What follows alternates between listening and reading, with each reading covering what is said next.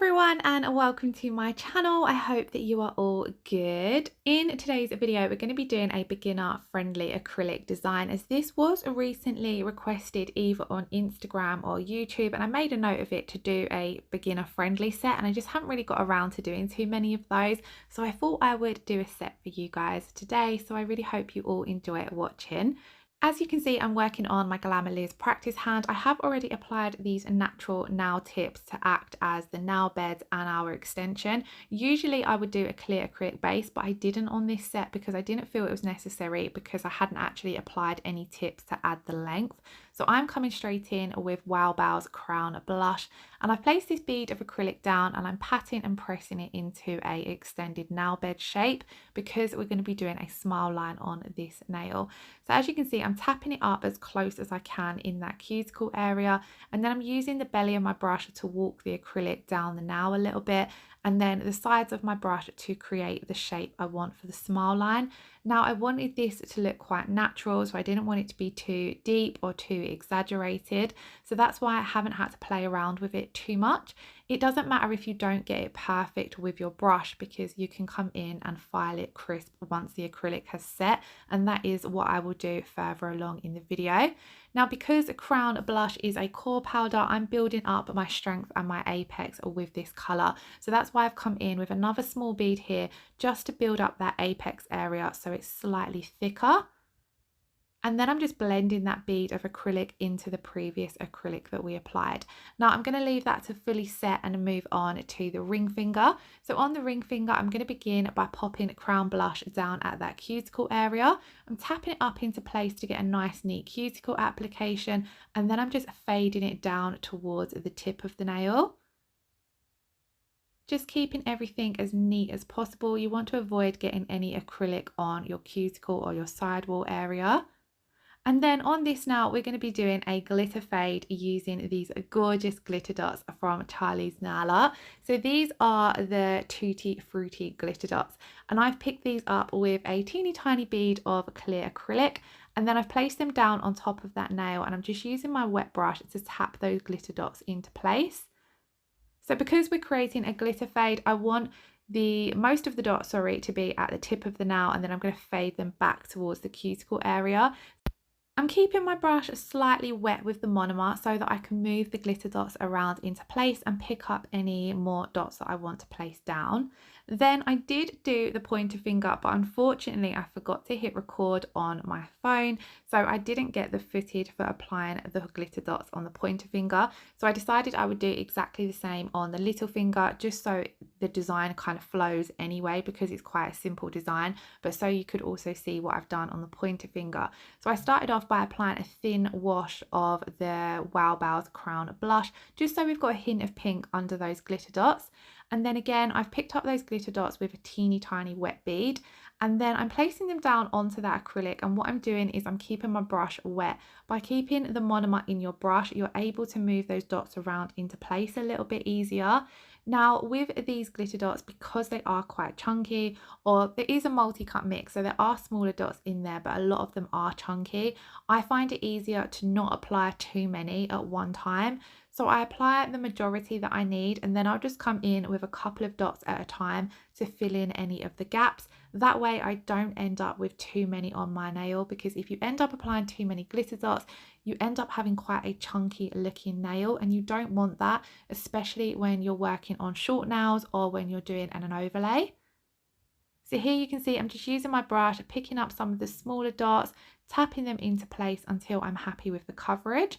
Depending on the design you're doing, or if you find working with a chunky glitter mix a little bit tricky, you could pop a different coloured acrylic down underneath so that you don't notice any of the gaps between the glitter dots, or you could pop a finer glitter mix down there.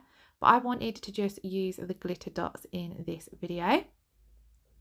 So now I'm going to come in and I'm going to encapsulate all of the nails that I've done so far, apart from the middle finger, because we're yet to finish that nail off. Now the reason I cap these other nails before filing the middle finger is because when you file your middle finger, you're going to get some dust, and you don't want that to land on top of your glitter dots and then end up encapsulated in your acrylic. So I like to do any of my encapsulation first before my filing if I can. It will depend on the kind of design that you're doing. So to encapsulate, I'm picking up a medium-sized bead of my clear acrylic and placing it down roughly in that apex area, tapping it up into the cuticle area and then just pulling it gently down the nail. I'm leaving the bulk of it where I've placed it because we want it to build up that apex area. Then I'm coming in with my next bead of acrylic, blending that into the previous bead and then taking this all the way down to the very free edge of the nail just to make sure we've fully encapsulated all of those glitter dots in. Then at this point, I'm just going to check the nail from all angles. If I'm happy with it, I wouldn't need to come in and add any more acrylic, but I did feel as though the tip looked a little bit too thin, so I just come in with another small bead of acrylic to finish off the tip. And then I'm going to do exactly the same here on the little finger. So you'll see I'm being very careful working around that cuticle area. It does help to tilt the finger downwards slightly because then your acrylic isn't going to run back into that cuticle area. And whenever I'm encapsulating anything chunky, I do like to work slightly wetter with my clear acrylic just so it moves and flows really nicely around those chunky glitter dots. I'm now going to jump back to the middle nail where we've done our extended nail bed, and I'm going to take a 150 grit hand file and just make the extended nail bed a little bit crisper. It was a little bit tricky to do on camera on the Glamerliz. I don't usually include any filing when I'm working on my Glamerliz, to be honest, but I'm pressing my file right up against that acrylic just so I can crisp up the shape and make sure it's symmetrical. Then we're going to clean away all of that dust. Now on this nail, I decided to pop down a thin wash of green acrylic. So I need to double check what this green acrylic is called, but I will check and leave it in the description box below. I know it's from Wowbao, but I can't remember what it's called.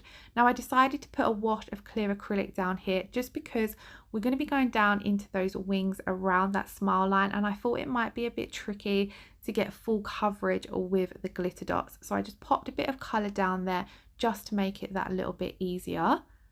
And whenever I'm popping a coloured acrylic down under my glitter, I will try and find a colour that's even going to match the glitter that I'm using, or it's going to complement it. So in amongst these glitter dots, we do have some green, some lime green glitter dots. So that was why I went for a lime green acrylic. Once I've made sure that I've taken that acrylic right down to the sides of the nail, I'm then placing down my glitter dots exactly the same way as we did on the previous nails, keeping that brush nice and wet so we can tap and move them into place. Now I am trying to be careful that I don't take these over on to the smile line, because otherwise it's going to cause us more filing or it's going to ruin the overall appearance. So I'm just pushing them up close to that smile line that we've created, but I'm not taking them over on to the pink. And you also want to make sure you don't build up the glitter too much, because we have still got to come in and encapsulate. So that's also why it's handy to have that coloured acrylic down underneath, because you don't have to keep coming in and adding more and more dots to get a more full coverage look. Once I had applied all of the glitter dots, I did give them a minute or two to set in place. Otherwise, you can tend to move them around when it comes to encapsulating. And then once again, I'm going to take my clear acrylic and I just applied this in the reverse method just so I can make sure that it overlaps my extended nail bed ever so slightly, so that I know the tip is fully encapsulated and all of those glitters are fully encapsulated. We will file off that excess acrylic that we've applied over the pink. So I'm then just patting and pressing that acrylic into place, taking it right down to the very tip of the nail and making sure those side walls are covered nicely as well.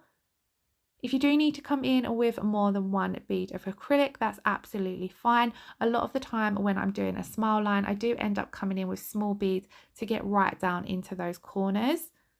Going back to the glitter dots, these particular ones do have a bit of a matte effect to them. They're not metallic, if that makes sense. They don't have a full-on shine, which I really liked for this particular design. I reckon these would look really pretty with some crystals or some stamping over the top of them, which I was going to do, but I decided I would just keep it nice and simple.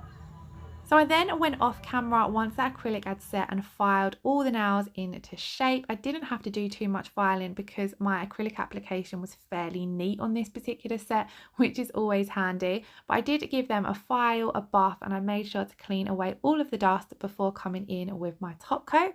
So when it comes to applying the top coat, again, you want to be really careful that you're not getting any on the cuticles or the skin. I like to just apply a nice thin, even layer. I do find it tricky when I'm working on a silicone hand and it comes to applying the top coat because you do always seem to end up finding a few specks of dust.